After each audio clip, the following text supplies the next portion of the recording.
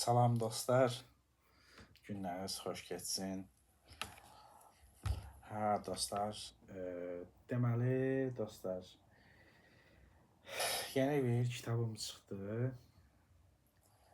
Onun barəsində danışmaq istəyirəm biraz. Ola bilər gələcək oxuculara lazım olsun. Fəqət demək olar ki, bir ənənə idi də, yəni ki, bir yeni kitab çıxanda əvvəllər ərsəyə gətirdiyim və yaxud əvvəllər müəyyən ziyalı dostlarla birlikdə ərsəyə gətirdiyim kitablar haqqında danışırdım dostlar. Və indi də həmən ənənəyə sadiq qalmaq istəyirəm və o kitablar barədə danışmaq istəyirəm. Çünki bunların gələcək oxucular baxımından əhəmiyyətli olduğunu düşünürəm və təkcə onlarla bağlı yox, digər məqamlarla bağlı da belə olduğunu düşünürəm. Fəqət dostlar, əvvəlcə qısaca olaraq buna toxunmuşuq bu məsələlərə. Bir də ümumiləşdirmə belə edim. Təməl prinsip olaraq da. Deməli, dostlar, insan həyatının, belə deyək, insan həyatının təməl təmayülləri nədir? Yəni biz insan həyat deyirik ki, insan yaşayır.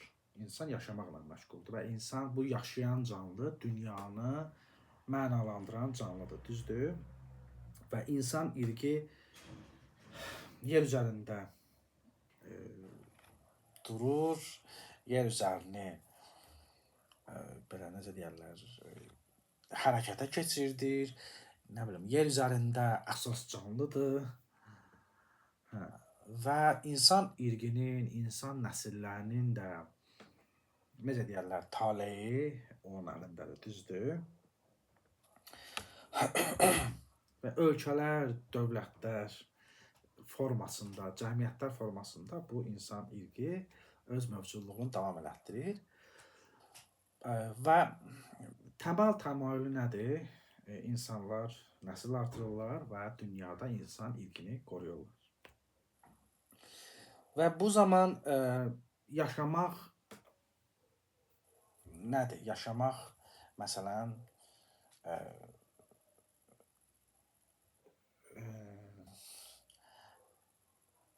həyatdan zövq almaqdır.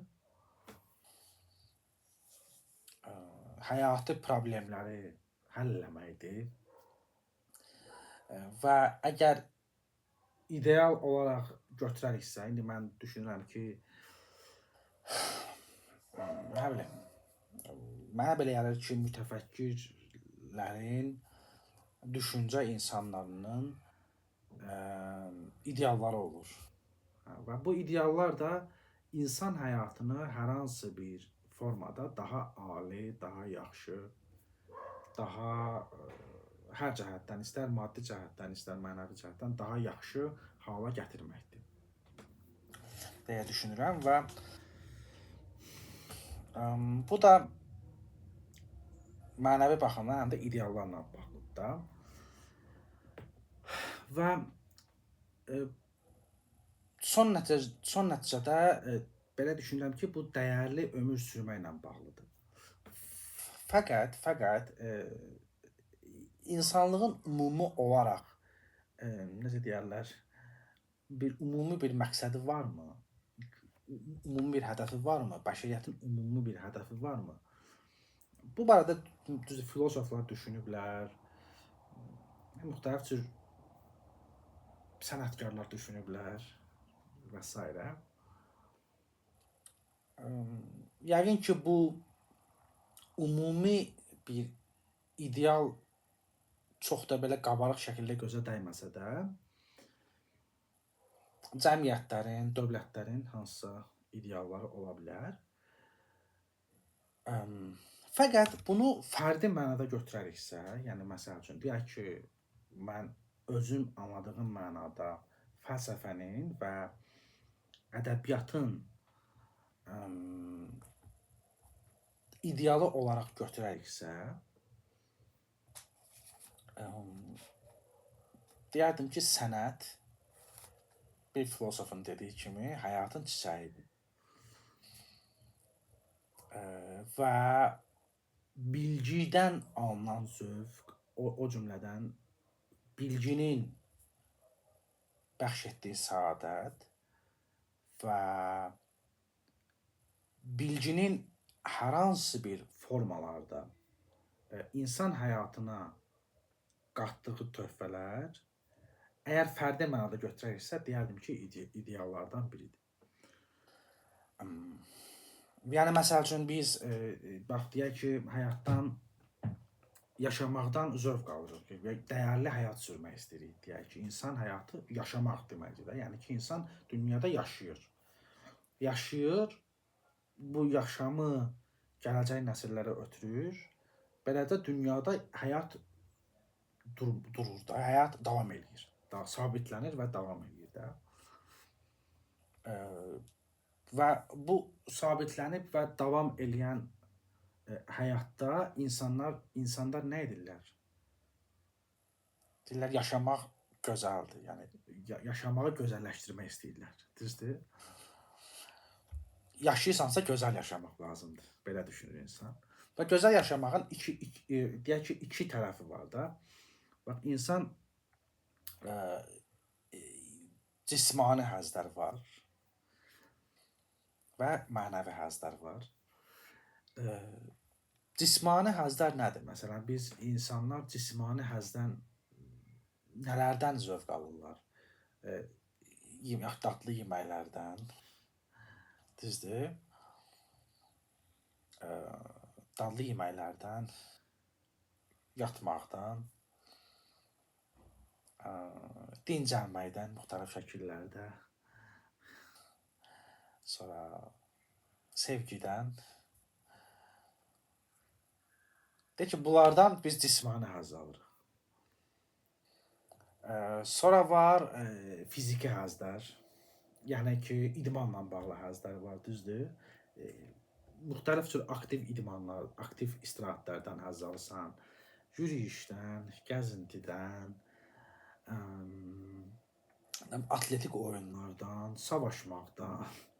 Hətta bir filosof deyərdi, müharibədə savaşmaq da belə bir həzdir. Belə bir həzdir. Bir tərəfdən belə bir həzz sayıla bilər. Yəni, müxtəlif cür atletik, fiziki hərəkətlərlə bağlı fəaliyyətlərdən alınan həzz. Bu həzz nədir? Fiziki həzdir. Yəni, cismani həzz, fiziki hərəkətlərdən alınan həzz və bir də ruhi həzlər var, dostlar. Ruhi intellektual həzlər.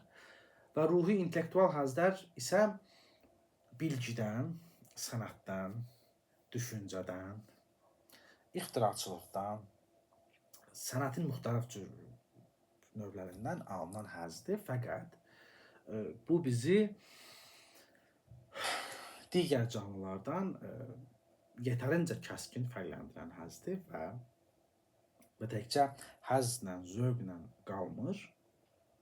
Bizim həyatda çoxlu sayda əldə etdiyimiz ali dəyərlər ki var, istər maddi, istər mənəvi, bu bilginin, mən geniş mənada bilgini götürürəm də dostlar, bizə verdiyi həzlərdir və bizə qazandırdığı maddi, ruhi səadətdir.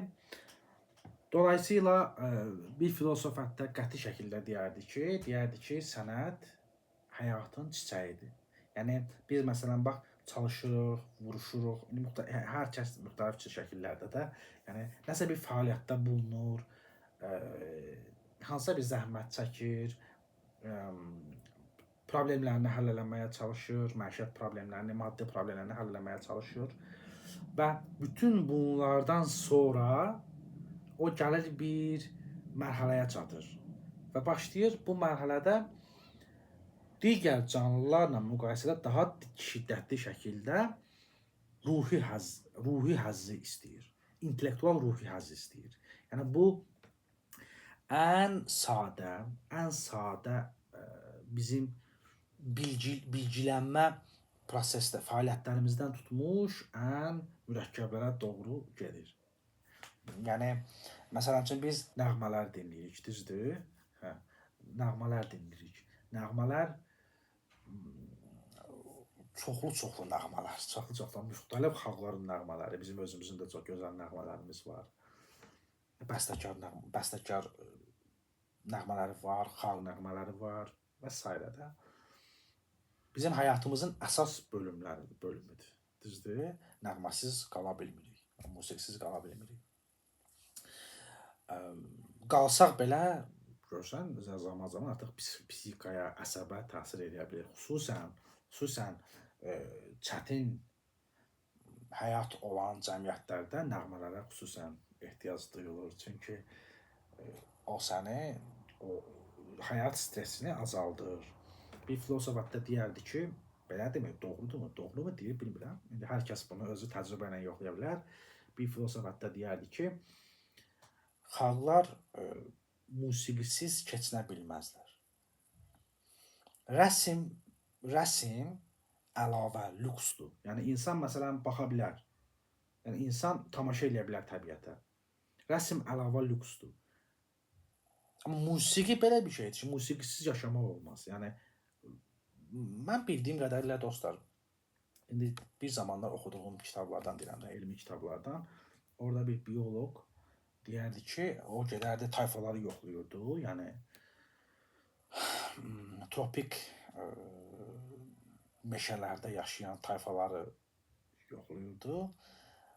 O tədqiq eləyirdi də, orada tədqiqatla məşğul olurdu, elmi tədqiqatla. Hətta onların həyatında belə musiqinin böyük yer tutduğunu qeyd eləmişdi.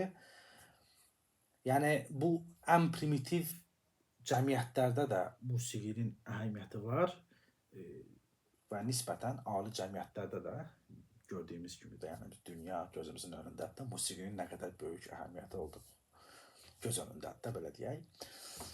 Və biz bu sadə şəkillərdə o informasiyanı alırıq. Yəni bizim ona ruhi ehtiyacımız var. Və təkcə bu ruhi ehtiyac deyil də, yəni insanı yetişdirən mənbələrdirlər. Məsələn, biz məktəbdə dünyəvi bilgi ilə məşğul oluruq, düzdür? İstər elm, istər sənət. Elmin və sənətin o yaradıcılıqlarının xülasəsi ilə məşğul oluruq, məsələn, məktəbdə və məktəb bizi yetişdirir, məsəl üçün. Sonra müxtəlif qaynaqlardan bu bilgiləri alırıq və sonra adi həyatımızda, yetkin həyatımızda nəğmələr rol oynayırlar. Həm estetik zövq olaraq, həm sevinc qaynağı olaraq, şadlıq qaynağı olaraq və s. Bax, bu sadə həyat, sadə bu sənət, bəsit yox, sadə sənət, yəni qavrayışa daha rahat sənət getdikcə mürəkkəbləşir və bədiyyatın və fəlsəfənin, mən bədiyyatı geniş mənada götürürəm dostlar, geniş mənada götürürəm. Yəni bura teatrı da əlavə edirəm, burada kino dünyasını da əlavə edirəm. Yəni geniş mənada götürürəm bədiyyatı, bədiyyatın və fəlsəfənin ən ali əsərlərinə qədər yüksəlir. Yəni ki, bu bilgidən alınan zövq və bəhrələnmə və bəxş etdiyi səadət də buna aiddir. Sadə formalardan gedir, çıxır ən ali mərhələlərə. Dolayısıyla sənət bir filosofun dediyi kimi həyatın çiçəyidir. Yəni biz elə bil ki, biz sanki bütün bu bəşəri həyatın müxtəlif cür formaları, təzahürləri son nəticədə nə üçün varlar? Hətta buna belə demək olar ki, o nə üçün varlar? O ədəbiyyat üçün var, bədiyyat üçün var, geniş mənada deyirəm. Düşüncə üçün var ki, biz onları sonra bədiyyata və düşüncəyə çeviririk müxtəlif şəkillərdə və onlardan bəhrələnirik, sonradan bəhrələnirik və həyatın özünü də onlar qurur əslində. Dərindən baxanda, yəni ki, o bəşəriyyətin içərisini, insanlığın içərisini yetişdirir, formalaşdırır hər hansı bir şəkildə.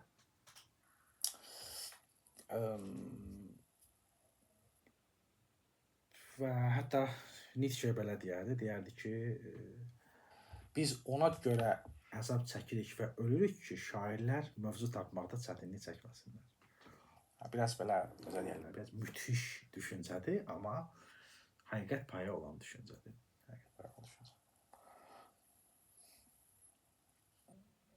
Sonra məsələn deyək ki, biri eşq acısı çəkir, onu bir nəğməyə çevirir və sonra bu nəğmə neçə eşq acısı çəkən insanlara məlhəm olur, düzdür? O acı çəkir ki, o nəğmə yaranır da. Hansı dərəcədə həqiqət var məncə bu sözdə. Dolayısıyla yaxşı bir bədii fəlsəfi əsər meydana gətirmək bu bizim əlimizdə olan ən dəyərli ali nemətdir əslində. Hər nə qədər hansısa cəmiyyətlər ola bilər bu şeylərin qədrini yetərincə bilmirlər, ola bilər. Amma zaman göstərir ki və mənəvi fəaliyyətin də tarixi göstərir ki, mütləq şəkildə gec və ya tez bu kimi nemətlərin də qədrini bilənlər yaranırlar, meydana çıxırlar. İndi kimi belə olub və son nəticədə insanlıq da, bəşəriyyət də geniş mənada az və ya çox dərəcədə bu kimi dəyərlərin qədrini bilirlər. Bilirlər də, yəni belə gözümüz önündədir. Bilirlər, yəni insanlar əgər ümumi belə təsəvvür götürəriksə,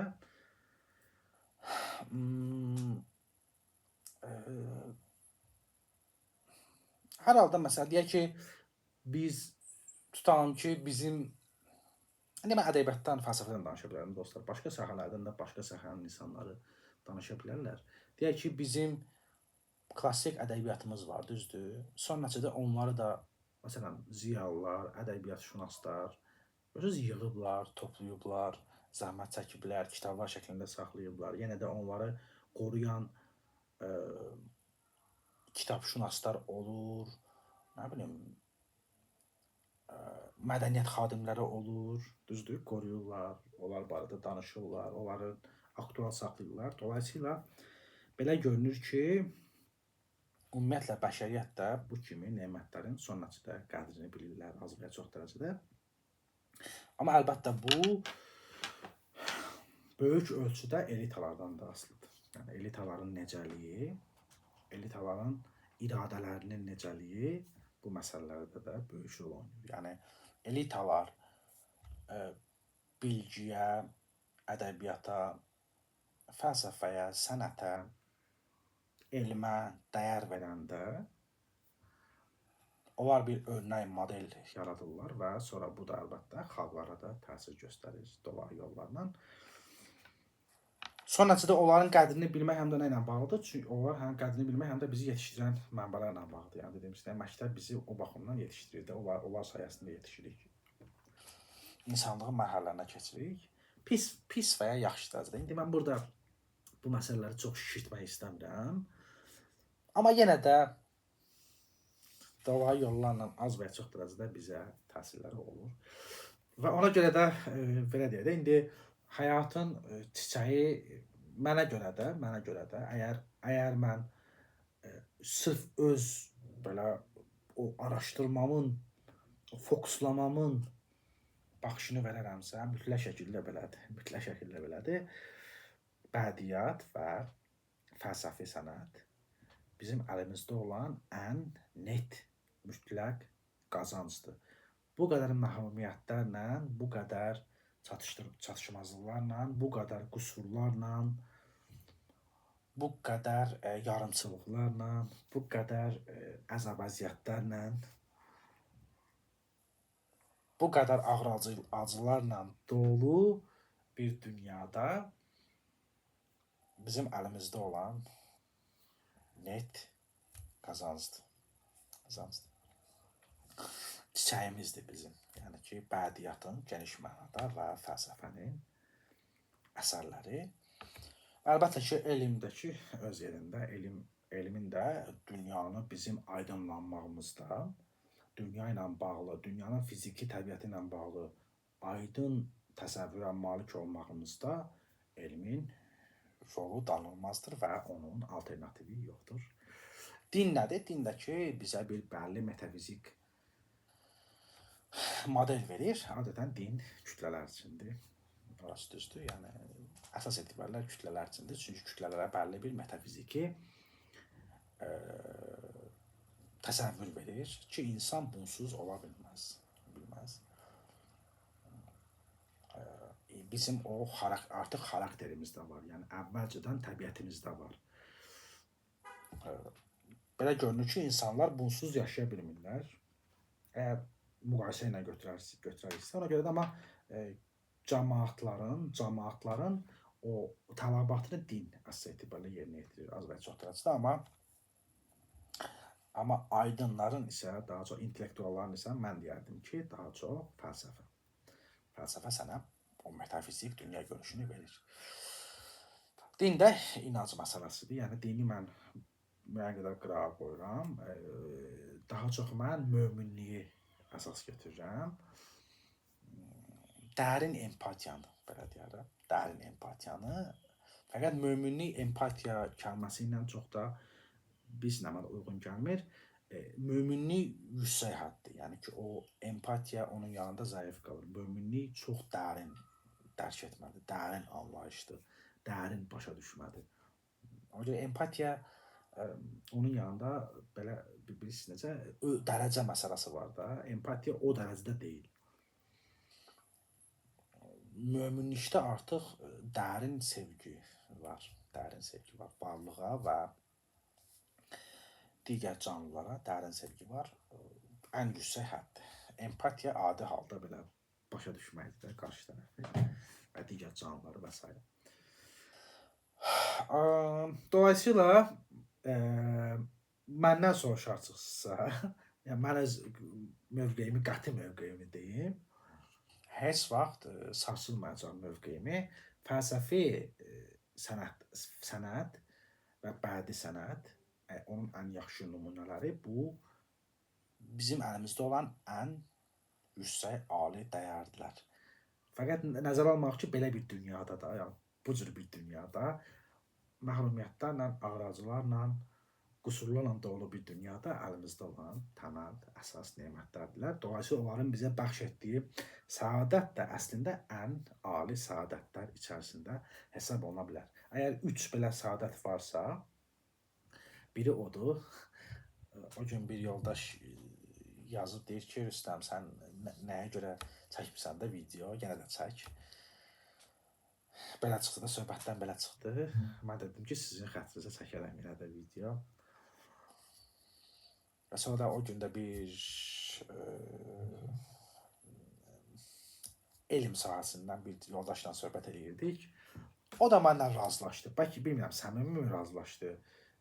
İnanıram ki, səmimi razılaşdı. Mən dedim ki, ədəbiyyatın bəxş etdiyi xoşbəxtlik çox yüksək xoşbəxtlikdir. Yəni ki, o xoşbəxtliyi mən əlimdə olsaydı, onu maddi bir belə xassəyə çevirərdim və onu salardım o cəmaatların içərisinə, belə ötürərdim.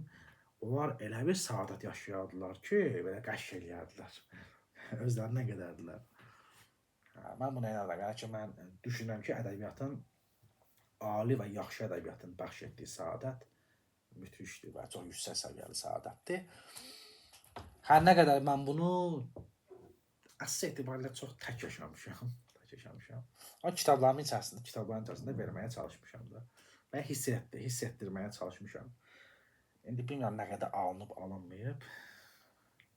Adətən fikir bildirmirlər də. Heç kim demir ki, Rüstəm, bu söhbət elədin, necə söhbət elədin? Bir rəy yazsınlar, yazmırlar. Ona da gərək belə biləsən də, bilmirsən axı.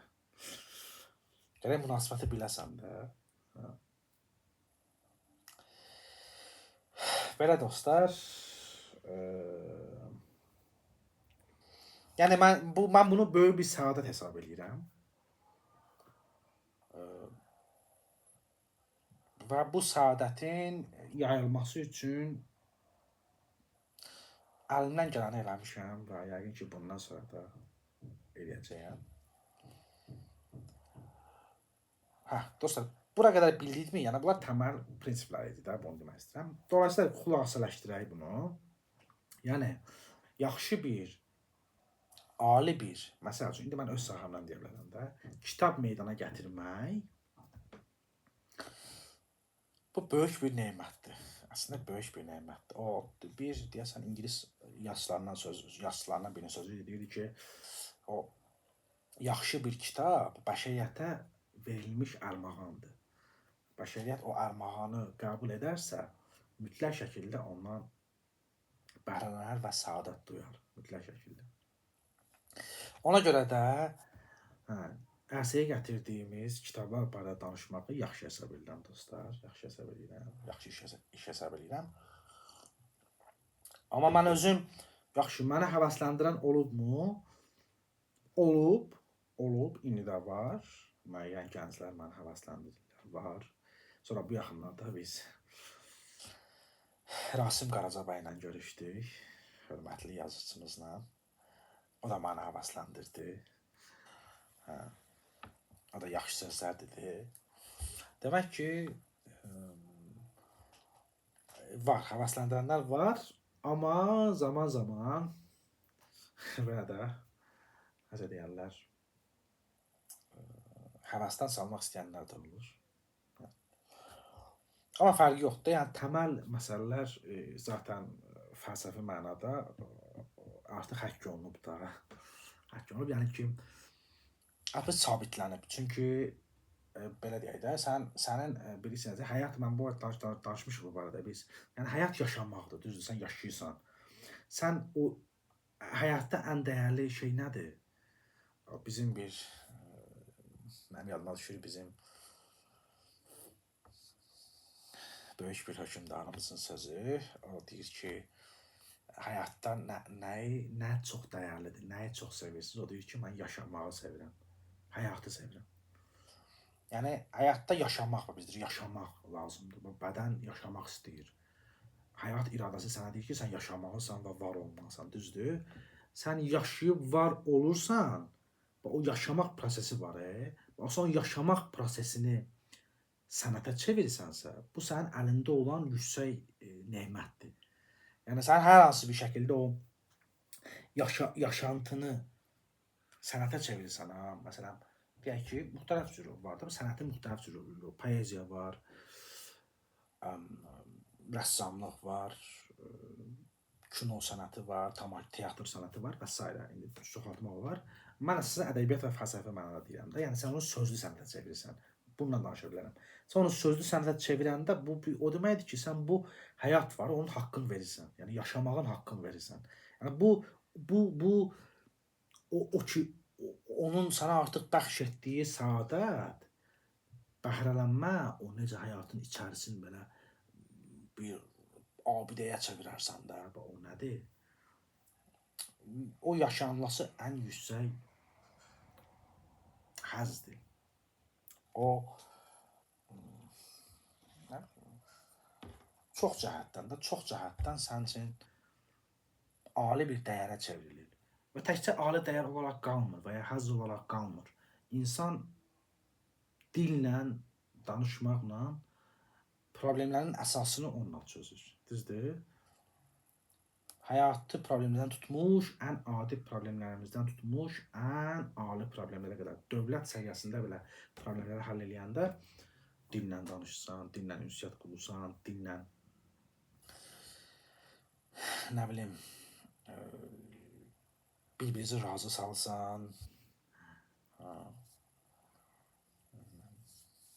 Ona görə də bu dil təməl bizim silahımızdır, vasitəmizdir hər cəhətdən.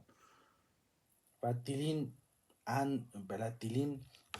kamilləşməsi, mükəmməlləşməsi dil təfəkkürlə birbaşa əlaqədədir. Mükəmməlləşməsi, dilin dərinləşməsi, dilin genişləməsi nə ilə bağlıdır? Ədəbiyyat və fəlsəfə ilə bağlıdır. Kökündə bunlarla bağlıdır. Sonra da ayrılır və fəlsəfədən elmlər çıxır, nə bilim, bədi təfəkkürdən müxtəlif cür bədi sənətlər çıxırlar.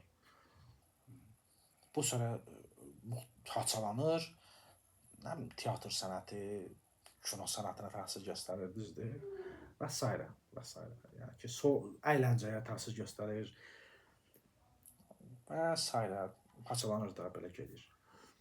Və bunu da demək istəyirdim ki, yəni dostlar, bizdə o intellektual həzlər nədir? İntellektual həzlər nə ilə bağlıdır? İntellektual həzlər nə idi? Biri əyləncə idi, əyləncə dünyası, əyləncədən həzz alırıq. Digər isə daha ciddi problemləri özündə ehtiva edən mənəvi mədəniyyətdir. Biri var əyləncəvi mədəniyyət, biri mənəvi mədəniyyət. Hər ikisində müəyyən intellektual məsələlər var, amma əyləncəvi mədəniyyətdə adından da göründüyü kimi əyləncə tərəfi daha çoxdur. Mənəvi mədəniyyətdə isə daha çox mənəvi məsələlər, mənəvi problemlər, təməl mövzulardır. Dolayısıyla mənəvi fəaliyyətin də əslində böyük əhəmiyyəti var. Zaten barədə çox danışmışıq. İndi bunlar təməl xassələrdir dostlar. Biraz uzatdımsa çox özür diləyin. Spontan danışıram, ona görə belə haçalanmalar olur. Bir də təsəvvürlərim var, təsəvvürləri çatdırmaq istəyirəm, dolğun çatdırmaq istəyirəm. Bu biraz belə sapmalara yol açır da. Hə dostlar, nəyə gəlirik dostlar? Danışaq kitablar barədə. Gəlin bu kitabdan başlayaq dostlar. Bu dərləşmə kitabıdır. Burada dostlar esselər var. Esselerim, bir vaxtlar yazdığım esselər və müəyyən tərcümələrim var. İlk dövrlərin tərcümələri və kitabın bu kitab özü ayrıca bir dünyəvi modeldir dostlar. İndi bu belə gətirib ki, məsələ belə gətirib ki, görünür mənim yaradıcı nüvəmin fəaliyyəti olub da, belə öz-özlüyündən, həm də biraz da belə öz-özlüyündən o şəkildə bir forma alıb ki, bu kitabların hər biri bir dünya modelinə çevriliblər. Yəni bu kitab özü dünyanın bir modelidir və bu əgər bunu yaxşı bir oxucu oxuyarsa və başdan ayağa hər şeyi oxuyarsa və mümkün qədər dərk eləyərsə və əgər onda bədii fəlsəfi qabiliyyət olarsa, bu sahədən danışa bilərəm də mən dostlar. Başqa sahələrdən gərək başqa sahələrin insanlar danışsınlar. Bu kitab ona müəyyən model verəcək. Yəni yetərincə geniş, dolğun, bütöv bir dünya modeli verir ki, o bu modeldən çıxış eləyərək bədiyyatı və fəlsəfəni, fəlsəfiyyatı inkişaf elətdirə bilər, öz töhfəsini verə bilər. Çünki məsəl üçün burada birinci təməl, mənim özümün də mənəvi fəaliyyətimin təməl xüsusiyyətləri göstərilib, təməl dəyərləri göstərilib və buradan, məsələn, burada elmi bir məqalə var. Elmi məqalə sənə dünyanın elmi inkişafının modelini verir, kiçik modelini verir. Yəni artıq sənə elmi dünyagörüş formalaşır. Sonra, məsəl üçün deyirəm də, sonra məsəl üçün burada Herman Hessenin bir esesi var idi dostlar. Mən onun müəyyən hissəsini, əsaslı hissəsini, yəni gərəkli hissəsini çevirdim və o nədir? O dünya ədəbiyyatı kitabxanasıdır. Məsəl üçün. Dünya ədəbiyyatı kitabxanasıdır. Dünya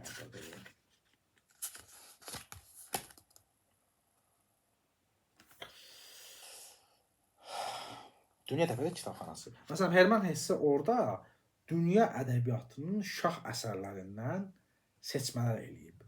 Yəni sən o seçmələr, yəni o esseni oxuyaraq dünya ədəbiyyatı ilə bağlı təsəvvür əldə edirsən və səni göndərir o dünya ədəbiyyatına. Yəni keçmişdən bu yana həm şərqin, həm qərbin təməl bədii mətnlərinə səni göndərir. Dolayısıyla burada bir alim tipinin tapa biləcəyi qaynaq var. Məsələn üçün burada. Burada ədəbiyyatçı, yazıcı tipinin tapa biləcəyi qaynaq var. Məsələn burada filosof tipinin tapa biləcəyi qaynaq var.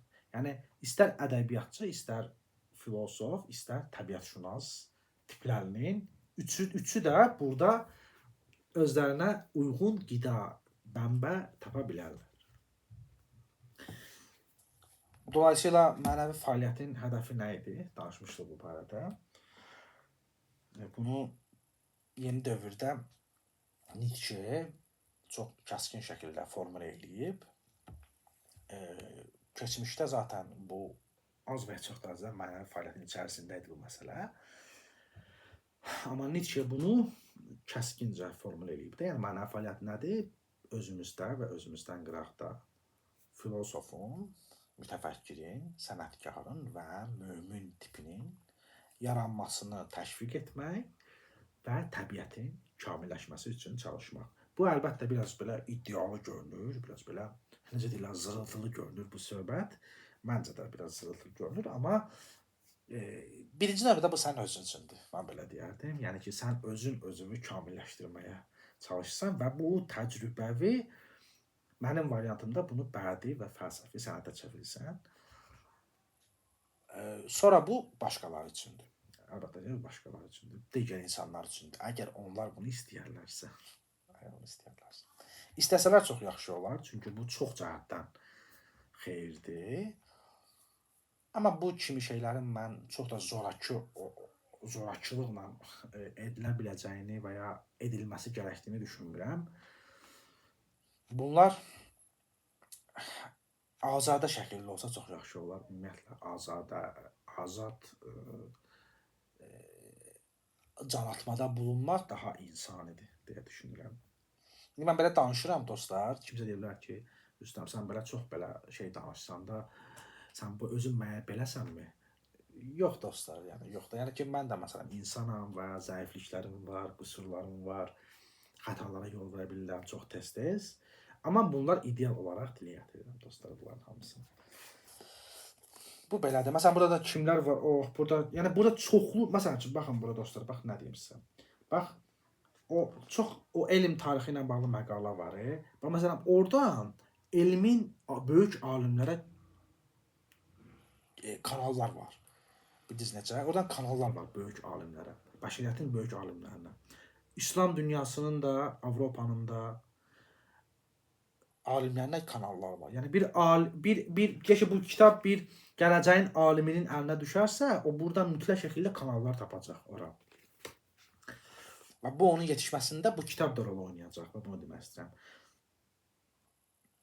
Məsələn, burada Michel Montaigne var. Mənim çox sevdiyim, gözəl bir mütəfəkkirdir, fransız mütəfəkkiridir. Yəni dərin heyranlıq bəslədiyim və davamlı oxuduğum, böyük zövqlə oxuduğum Michel Montaigne var. Məsələn, Michel Montaigne intibah dövrünün nəhəng bir abidəsidir də, belə deyək. Belə deyə bilərik ki, intibah dövrlərinin də belə deyə bilərik. O Michel Montaigne o fəlsəfəsi yaratdığı o bədii fəlsəfi aləmlə o klassik mədəniyyəti dirildib. Yəni klassik mədəniyyətə kanallar açıb belə. Yəni Michel Montaigne'dən sən neçə filosofa gedə bilərsən. Michel Montaigne'dən neçə krallara gedə bilərsən. Yəni hökmdarlar, iradə insanlarına, qüdrətli insanlara yollar açıb oradan. Yəni çox belə geniş bir ruhdur. Nietzsche deyərdi ki, mən Montaigne oxuyanda mənim qanadlarım çıxır. Belə deyərdi. Bu təqribən bu cür idi, mövzu bu cür idi. Yəni o belə azad, geniş, müəzzəm bir ruhu var da belə Montaigne. O Montaigne də məsələn burada Montaigne geniş var. Məsələn sən Montaigne burada bir mütəfəkkir tipi Montaigne gedə bilər və Montaigne də yayıla bilər. O daxilinə, bətninə almaq üçün o keçmiş klassik mədəniyyətləri, mənəviyyatları. Sonra məsələn çox, yəni ki, çox. Bax məsələn burada Milan Kundera'dan bir esse var. Milan Kundera da mənim belə də sevdiyim yazıcı deyil, amma o essesi çox qəşəng esse idi. Oradan məsələn Flaubert'a giriş var. Məsələn oradan Flaubert'a aparır. Flaubert yeni ədəbiyyatın əbədiyyətə qədər təməlini atmış bir neçə sənətkardan biridir. Yeni ədəbiyyatın əbədiyyətə qədər, yəni əbədiyyat insanlıq olduğu qədər artıq Flaubert ədəbiyyatın təməllərini atıb. Yəni ona gedir. Buradan bir kanal. Məsəl üçün, sonra buradan Nə bilim, burada kimlər var? Çox. Sonra mənim öz essələrimdən belə çoxlu kanallar açılır da. Yəni orada oxumaq, məsələn, sənətə, rəssamlığa kanallar açılır. Yəni bir rəssam da bunu oxusa məsəl üçün, rəssamlıq qabiliyyəti nələrsə götürəcək. Michel Montaigne'dən məsələn hökmdarlara gediş var, keçmiş dövrün hökmdarlara kanallar açılır. Bəlkə də gələcəyin hansı hökmdarı bu kitabı oxusa, oradan ora gedə bilər. Əlaqələr qurula bilər dostlar. Belə çox danışa bilərik bu kitab haqqında da, danışa bilərəm əslində. İndi mən ancaq əsasən öz ərsəyə gətirdiyim kitablardan danışıram da, bir də öz oxuduğum kitablardan danışıram dostlar.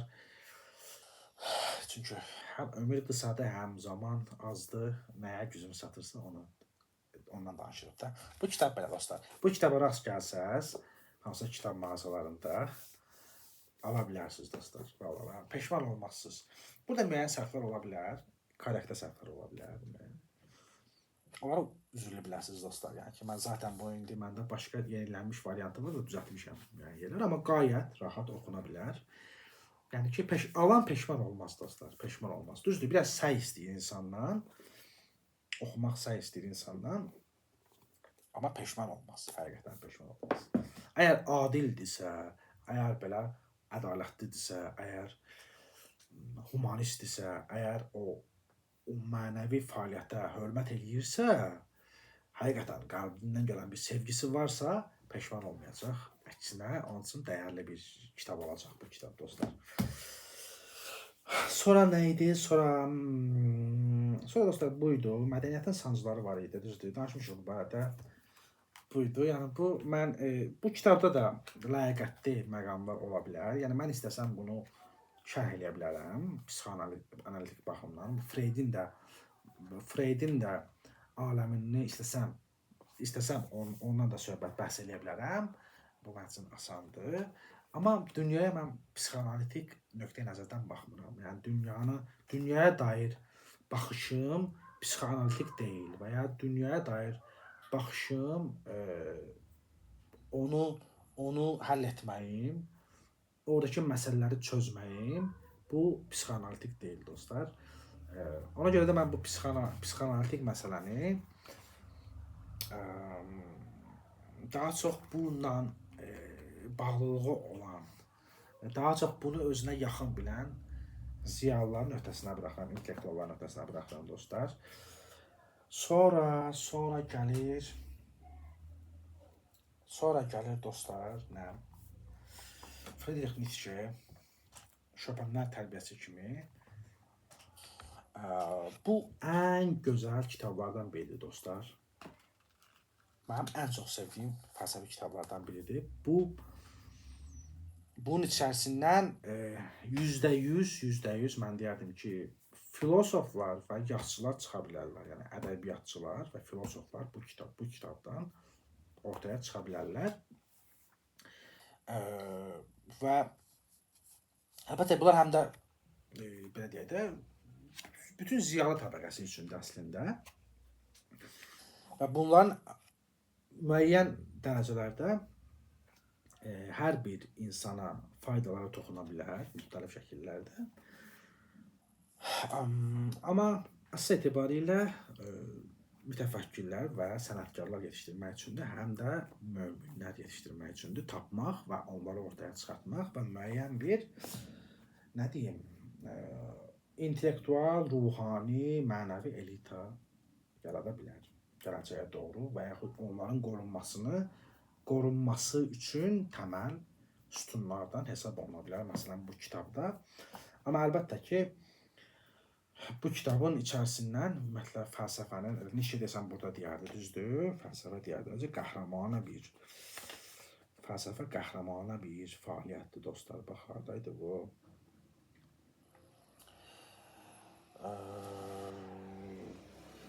Necə bir qəm? Bu da belə bir düşüncə olmalıydı dostlar. Onu mu tapılmır sizcə? Haradaydı o? Necə deyir, fəlsəfənin içərisində necə bir qəhrəmanəlik yatır dostlar. Haradaydı bu? 100% burada olmalıdır. Möhtəşəm və müthişdir. Bu kitabda o cümlə olmalıydı bu kitabı tamamladım. Amma bu kitabı çox şərh eləmişəm dostlar. Yəni keçmişdə 5 il əvvəl saatlarla şərh eləmişəm bu kitabı. Orada bir dənə mövzu yatır. Adədən mövzu yatır.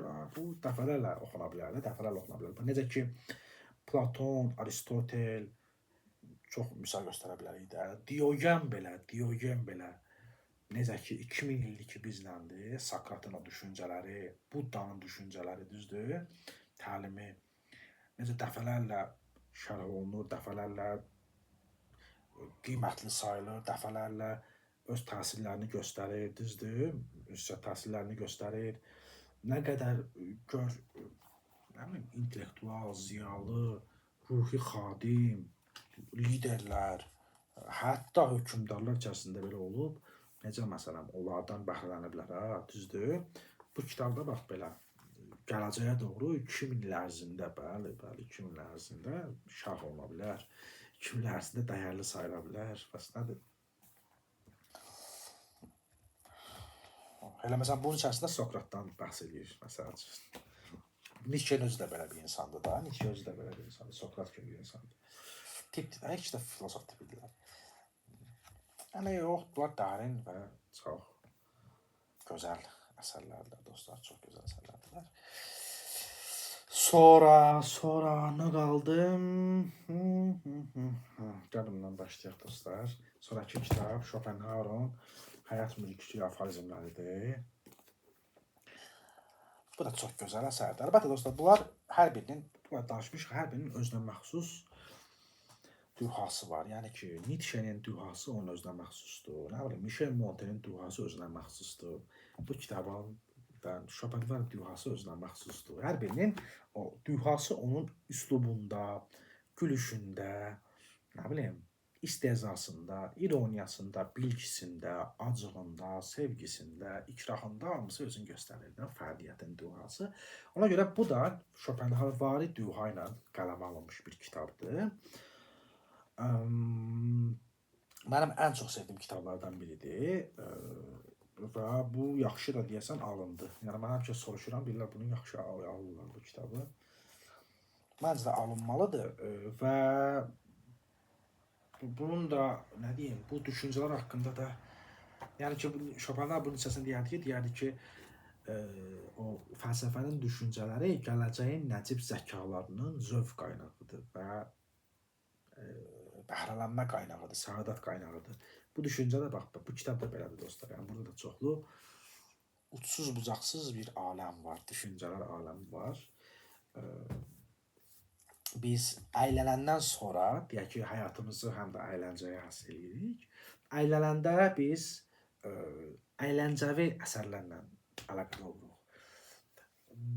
Təfəkkür etmək istəyəndə isə, məsələlərin ciddi tərəfinə fokuslanmaq istəyəndə, onda fəlsəfəyə üst tuturuq. Bu kitablar, o qaynaqlar hesab oluna bilərlər dostlar. Məsələn, bu kitablar. Bunlarda o mədəniyyətə bir töhfədirlər. Mənim güzlərim müqabilində fəlsəfi mədəniyyətə, bədi mədəniyyətə bir töhfədirlər. Çünki ədəbiyyatla fəlsəfə bir-birindən çox əqrabadır, yaxın və doğma sənət. İkisi də söz sənətidir.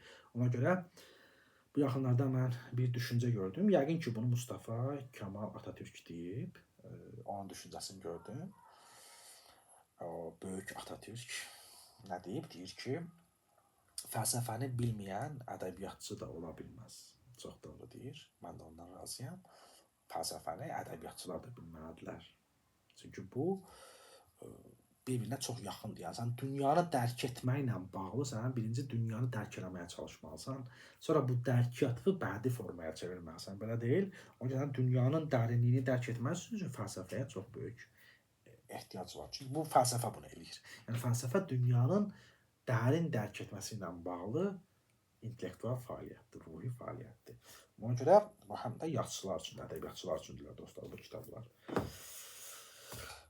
Sonraki kitab nə idi? Gəlin bundan da danışaq dostlar. Sonra nə idi yəni?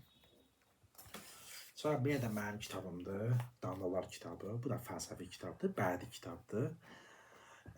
Burada məsələn üçün mənim çox sevdiyim bir hekayəm də var. Qazlar hekayəsi. Çox sevirəm bu hekayəni. Sonra bir də mən elə bil ki, bu da bunlar hamısı dostlar, dünyanın bir modelidirlər. Bu da dünyanın kiçik modellərindən biridir. Burada mən bədi fəlsəfi dünya görüşünün təməllərini şərh eləmişəm. İki ustadın əsasən ortaya qoydular təməllər üzərində. Flaubert'in və Schopenhauer'ın təməlləri üzərində öz dünya görüşünü ifadə eləmişəm. Fəqət nədir bu məsələ? Bu səndən qopan mənlərdirlər. Yəni bax məsələn üçün mən buna belə baxıram. Deyək ki, məsələn bu kitabda, deyək ki, dərinləşmədə mənim daxilimdəki mənlərdən bir qismi özünü modelləyib, bədi fəlsəfi dünyaya çevirib. Bunda başqa mənlər özünü bədi fəlsəfi dünyaya çevirirlər. Məsələn, deyək ki, burada sinik əhval-ruhiyyə hakimdir. Məsələn, savaşqan, hücumçu əhval-ruhiyyə hakimdir, məsəl üçün deyək ki. Amma dərinləşmədəki bir çox esselərdə daha dostcanlı, daha dostanə əhval-ruhiyyə hakimdir. Yəni, onlar daxilimizdəki mənlərdirlər. İnsanın içində bir dənə mən yoxdur. İnsanın içində çoxlu mənlər var. Hətta biz elə insan olur ki, o ömür boyu yaşayır və daxilində 2 dənə mən görür. 2 dənə mənini kəşf edir. Əslində onun içində çoxlu mənlər var. Yəni ki, o insan da var ki, ömür boyunca çoxlu mənlər kəşf edir, məsəl üçün. Yəni bizim daxilimizdə çoxlu, bir dənə mən yoxdur da, çoxlu mənlər var. Yəni insan çox geniş varlıqdır, çox geniş canlıdır. Və bu kitablar, indi məsəl üçün bu damlalar və dərdləşmə həmən şəkildə. Yəni bunlar mənim mənlərimdirlər. Yəni birində bir cür mənim özünü ifadə eləyib. O birində başqa cür mənim özünü ifadə eləyib. Bunları da nəzərə almaq lazımdır dostlar. Sonra nədir? Sonraki kitabdan nələrdən danışaq dostlar?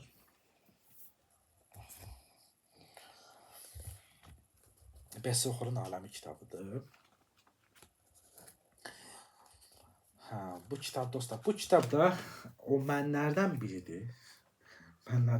Bu çox oyunbaz, öz gülüşü olan, müəyyən bəlkə müəyyən qızıqlandırıcı düşüncələri olan, belə bir fəlsəfi bədi parodiyalardır dostlar. Amma belə deyək, bu da mənlərdən biridir. Artıq məndən çıxanda, yəni çıxan mənim bir personajımdır da bu. Dostumdur mənim Besoxor. Onun dünyasının müəyyən bölümüdür. Yəni bədi fəlsəfi parodiyalardır, belə deyək. Və çoxlu yerlərə aparıb çıxara biləriz bədi fəlsəfi parodiyalardır.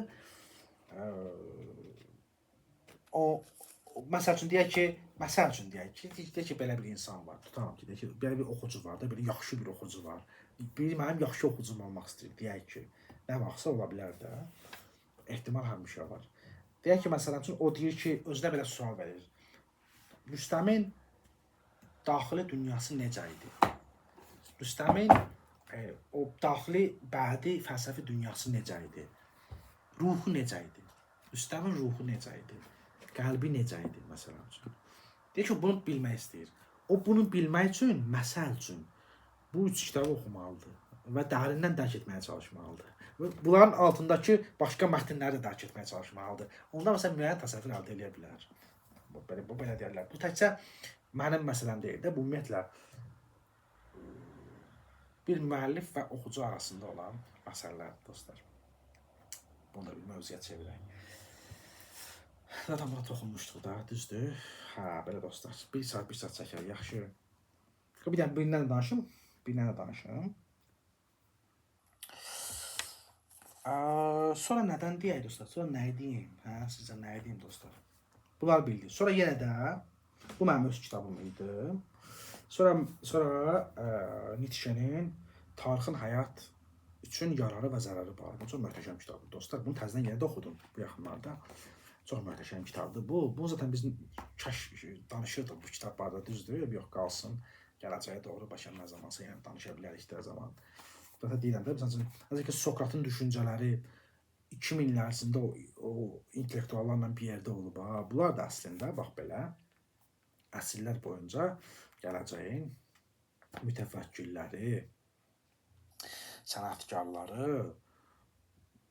bəli, hətta dövlət adamları üçün qaynaqlardılar. Onların təfəkkür obyektləridirlər. Yəni bunlar təsirlərini əslində çox geniş, uzaq yerlərə yayan kitablardılar dostlar. Bu da onlardan biridir. Və biraz da bu məsələ haqqında da deyim dostlar. Bu kitablar, baxın, bir məqamı da toxunca da buna toxunmuşam. Yəni də faydalı var, geri gəlmişkən deyim. Bax dostlar, məsəl üçün deyək ki, bir oxucudur. Oxucu deyək ki, bu kitabı alıb, bu ona çətin gəlir. Bu tamamilə normaldır. Bax, Nietzsche'nin dostlar, Nietzsche'nin fəaliyyətini analiz etmək üçün bilirsiniz necə insanlar olub? Professorlar, yəni ki, universitet professorları. Məsələn, Karl Jaspers Nietzsche haqqında kitab yazıb, məsəl üçün. Məsələn üçün, Nietzsche ağladığında bir kitab var, Irving Yalom, məsələn, deyək ki, yenilərdən. Nietzsche haqqında yazıb, düzdür. Nietzsche haqqında çoxlu o göndərmələrdə bulunan, Nietzsche'ni anlamağımıza yardımcı olan, məsələn, Əlisə Nicat var, düzdür. Nietzsche'ni belə insanlar mövzu eləyiblər. Yəni məsələn, Nietzsche hətta belə bir filosofdur ki, Nietzsche haqqında Nietzsche'ni tədqiq eləmək üçün institutlar qurula bilər. Yəni təsəvvür edin də bunu. Yəni institutlar qurula bilər. Yəni professorlar otura bilərlər, professorlar bu məsələnin içinə girə bilərlər. Yəni Azərbaycan oxucusunun, Azərbaycan tamaşaçısının, bilirsiniz necə dostlar, yetkinləşməsinə ehtiyacı var. Yəni Azərbaycanlılar yetkinləşməlidirlər. Yəni bizim təməl problemlərimizdən biri yetkinləşməməkdir. Yəni özünü tənqidin olmamasıdır. Yetkinləşmə, mən buna belə deyərdim. Azərbaycanın yetkinləşməsinə ehtiyac var hər cəhətdən. Oxucusunun da yetkinləşməsinə ehtiyac var. Yəni Nietzsche'ni anlamaq üçün institutlar qurulur. Amma Azərbaycan oxucusu deyir ki, mən bunu oxuyum, başa düşüm o dəqiqə. Və başa düşməyə deyir ki, tərcümə pisdir. Bu çox gülməli bir şeydir. Çox gülməli bir şeydir. Yəni necə deyim? Yəni bilirsən necə başa düşürəm, bu biraz belə yaxşı çıxmır bəlkə belə deməyim, amma yetkinləşməyə ehtiyac var dostlar. Həqiqətən yetkinləşmə. Bunu belə deməliyəm ki, bunu mən insan sevgisi ilə deyirəm. Yəni mən bunu pis mənada demirəm. Yəni biraz belə yana deyirəm. Belə qəlbim ağrıya deyirəm.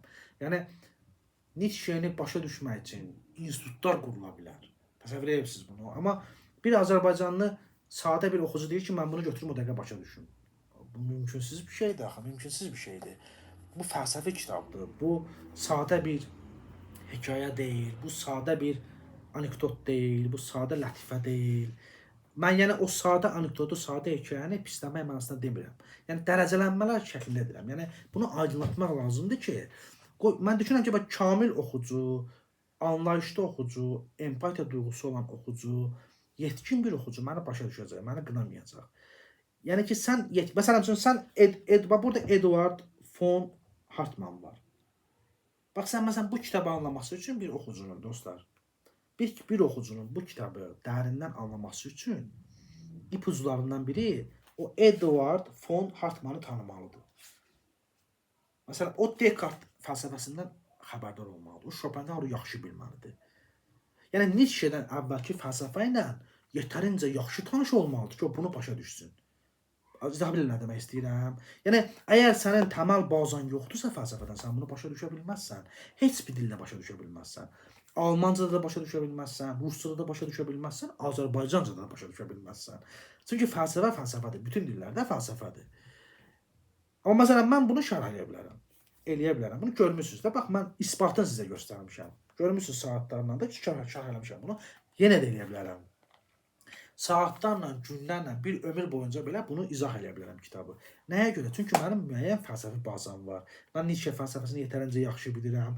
Schopenhauer fəlsəfəsini yaxşı bilirəm. Yetərincə klassik fəlsəfəni yetərincə yaxşı bilirəm, oxumuşam. Məsələn, yəni o baza olmalıdır ki, səndə. Sən məsələn bu kitabı qəbul edə biləsən. Yoxsa əgər o baza yoxdursa, mən bunu oxudum, tərcümə xoşuma gəlmədi, pis tərcümədir. Elə deyil də. Yəni bunu sən ruscada da oxusan belə sənə gələcək, almancada da oxusan belə gələcək, ingiliscədə də oxusan belə gələcək, türkcədə də oxusan belə gələcək. Bazı olmalıdır. Yəni bir intellektual, fəlsəfi qavrayış olmalıdır ki, sən də onu dərk edə biləsən. Məsələn, insan var, o musiqini məsələn duymaq var da. Məsələn, sən deyək ki, mən deyək ki, klassik musiqiyə qulaq asmıram. Amma klassik musiqiyə qulaq asıram, o mənə çətin gəlir. Amma mən bir klassik musiqi mütəxəssisi söhbət eləyəndə mənə, deyəndə ki, bu musiqinin bu xüsusiyyətləri var. Bu musiqinin burasında bu məqam nəzərdə tutulur. Mənə deyəndə, mən başa düşürəm, tuturam söhbəti. Artıq klassik musiqidən zövq ala bilirəm, artıq onu anlaya bilirəm. Düzdür ya yox, dostlar? Bu da fəlsəfə də belədir. Yəni sən burada Michel Montaigne bilməlisən, məsələn, yetərincə bilməlisən. Aristoteli bilməlisən. Sən fəlsəfə tarixini bilməlisən. Yetərincə bilməlisən ki, Nietzsche'nin bu kitabını dərk edə biləsən, qavraya biləsən. Yoxsa mən bu kitabı götürdüm, oxudum, başa düşmədim, tərcümə pisdir. Elə söhbət yoxdur, elə söhbət. Üstəlik, yaxşı bir oxucu, gəlin mən sizə deyim, kamallı bir oxucu mənə belə deyər. Rüstəm, sən bu kitabı Azərbaycan dilinə qazandırmısan, abi, sən nə böyük iş görmüsən sən? Azərbaycan dili üçün böyük xidmət göstərmisən. Bu, kamallı, adil, bütün o primitiv duyğulardan uzaq bir oxucunun münasibətidir. Yəni, sən primitiv duyğuların içində eşələnirsensə, sən aydın, kamallı, adil, gözəl, böyük ola bilməzsən. Mümkünsüzdür bu. Mühiti gərginləşdirərsən, dostluğu pozarsan, aləmi vurarsan bir-birinə. Sən primitiv duyğulardan uzaqlaşmalısan, özünü tənqidin olmalıdır. Yəni, mənim fəlsəfi bilgim varmı ki, yetərincə mən bu kitabı anlayayım? Sən bu sualı özünə verə bilməlisən. Oxucu bu sualı özünə verə bilməlidir. Yəni, o yetkinləşməlidir. Başa düşürsünüz nə demək istəyirəm, dostlar? Yetkinləşmə. Azərbaycanın təməl problemlərindən biri. Yetkinliyin olmaması. Azərbaycanda yetkin adam çox nadirən tapa bilirsən. Tapa bilmirsən nadirən. Yəni, nadirən tapa bilirsən. Yəni, rast gələ bilmirsən. Axı, Nietzsche'ni öyrənən institutlar ola bilər. Nietzsche'ni professorlar öyrənirlər. Universitetdə bunun mühazirələri deyilir. Universitetdə bunun dərinliklərinə varlar. İllərini Nietzsche'yə həsr edən insanlar var. Bəs bunu müqayisələndirə bilmirsən? Yəni, bir sadə oxucu necə bunu başa düşür? O başa düşməli ki, doğrudan belədir. Doğrudan da belədir. Mən bu kitabı götürdüm, o da başa düşdüm. Məsələn, burada Nietzsche Eduard Ford Hartmannla danışır, Alman filosofundan. Onun şuursuzluq fəlsəfəsi var. Məsələn, Eduard Ford Hartmann bizim dildə varmı? Və ya o bir Azərbaycanlı oxucu onu türkçədə oxuyubmu və ya ruscada oxuyubmu, ingiliscədə oxuyubmu, yəni bildiyi dildə oxuyubmu, oxumayıb. Əgər onu oxumayıbsa, buradakı Nietzsche'nin Eduard Ford Hartmannla o girdiyi dialoqu necə qavraya bilər, necə tuta bilər söhbəti? Elə deyilmi, dostlar? Məsələn, bunu bilmək üçün sən, məsələn üçün, Rafaelin, rəssam var, Rafael. Onun sənətindən az-çox xəbərdar olmalısan. Xəbərdar deyilsənsə, burada Nietzsche'nin Rafaellə o girdiyi dialoqu tuta bilməzsən, məsələn üçün. Bu məsələ, sonra deyərsən ki, tərcümə pisdir. Belə deyil, axı, belə deyil, əzizim mənim. Yəni, fəlsəfə çox, bilirsiniz də, fəlsəfə söz sənətləri içərisində bu ən mürəkkəb, təfəkkür işidir bu. Yəni, insan təfəkkür etməklə məşğul olur da. Təfəkkür işi insana o səy istəyir, o səndən vaxt istəyir, zaman istəyir, o səndən geniş meydan istəyir, o səndən sakitlik istəyir, o səndən çoxlu başqa mövzulardan uzaqlıq istəyir. Yəni, sən başqa mövzulardan uzaqlaşmalısan ki, bu aləmin içinə girə biləsən. O məsələlər var. Ona görə də mən çox təvəqqə eləyirəm, dostlar.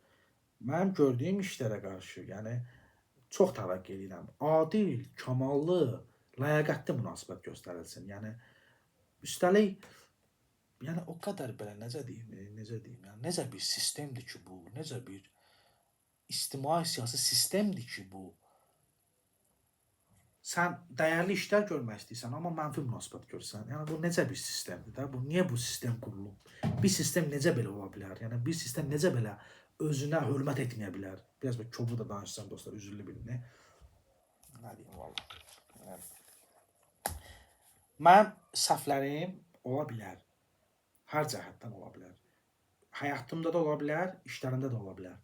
Əgər onların düzəldilməsi, bilirsən necə? O, sənin qarşındakı insan, sənin bu işlərə qiymət verən insanda bu işləri düzəltmək, aliləşdirmək, yaxşılaşdırmaq o iradəsi varsa, mən bundan razıyam və bunu canla başla qəbul edəcəyəm. Çünki o bu işləri yaxşılaşdırmaq istəyir. O töhfə vermək istəyir. O ali bir işlə məşğul olmaq istəyir də. Gəl bu çərçivədə deyək. Bu çərçivədə deyə bilərik. Yox, əgər mənə göstərilən və işlərimə göstərilən münasibət kamalsızdırsa, ədalətsizdirsə, biz tək mən yox da, mən bunu elə öz məsləkdaşlarım üçün də deyirəm. Bizim çəkdiyimiz zəhmət elə belə zəhmət deyil. Bu sizə elə belə bunu başa düşməyin. Və bunu ləkələməyə də çalışmayın. Onu biz bildiyin əziyyət çəkirik. Münasibət də Azərbaycanın oxucusunun münasibəti, yetkin münasibət olmalıdır. Ədalətli, kamallı, ləyaqətli münasibət olmalıdır. İnsan nə qədər primitiv duyğuların içində eşələnərsə, bu onu kiçikləşdirər. Ona əl çalsalar belə bu onu kiçikləşdirər. İnsan nə qədər adil, aydın, gözəl, böyük, ləyaqətli duyğulardan və düşüncələrdən, düşüncə mexanizmlərdən çıxış eləyərsə, bu onu böyükləşdirər. Onu alqışlamasalar belə, bu onu böyükləşdirər və yaxşı eləyər, keyfiyyətli eləyər. Bu məsələlər var dostlar. Bunları lütfən nəzərə alın dostlar. Yəni bu mövzu mən işləmişəm. Zaten kitablarımda vermişəm bu məsələləri. Yenə də dərinləşdirməkdə fayda var. Çünki bu çox əhəmiyyətli bir məsələdir. Bir saat çəkək dostlar.